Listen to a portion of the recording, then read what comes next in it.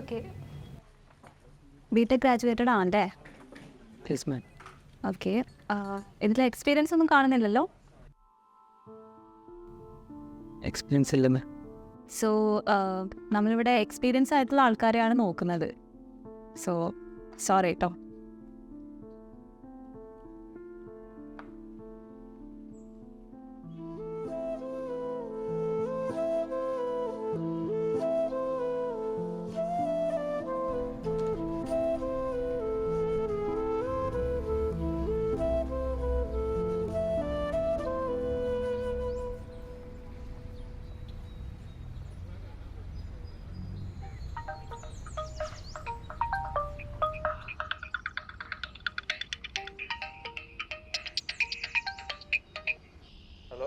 Hello.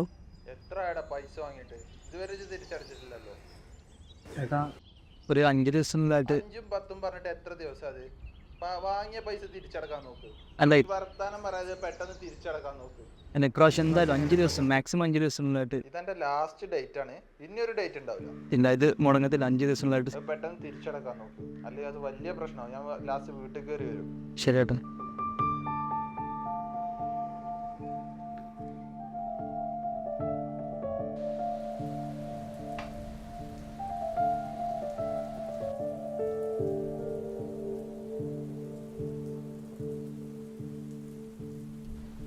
എന്താ രാവിലെ ഇൻ്റർവ്യൂവിന് പോയിട്ട്?